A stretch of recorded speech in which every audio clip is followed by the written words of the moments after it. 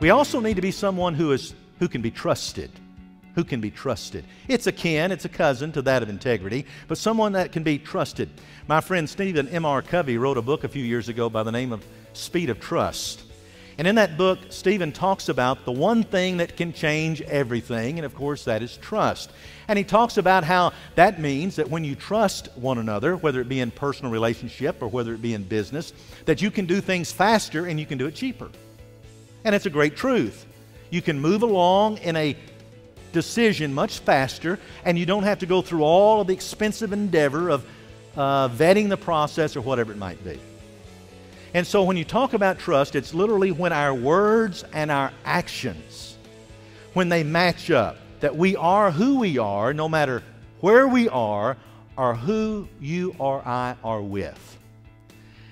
Cavett Roberts is probably not a name that you know, but Cavett Roberts was a tremendous businessman. Cavett Roberts years ago founded the National Speakers Association. Cavett Roberts made the comment, he said, if my people understand me, I'll get their attention. But if they trust me, I'll get their action. He said, if they understand me, I'll get their attention, but if they trust me, I'll get their action. Now, if you're in sales, and I know many of you are, think about that. You can advertise to the heights, and you can get the attention of the public, but when the public really knows they can trust you, you'll get their buy-in. So it's more than just about getting attention, it's about getting the action of people, and the action comes when we're people who can be trusted. Zig Ziglar talks about there are 5 reasons why people don't buy something.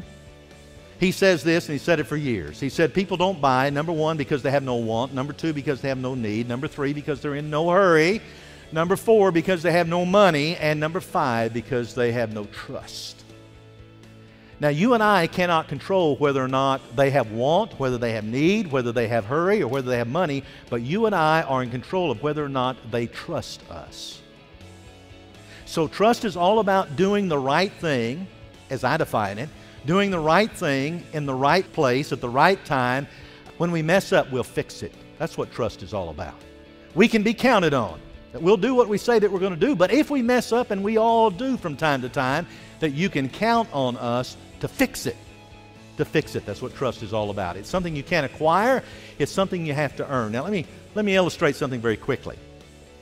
There are what I call trust deflators. Imagine I have a balloon here, and I have a little pin, and I poke a little hole in there, and it doesn't pop, but air begins to escape out. There are certain trust deflators that you and I have to avoid.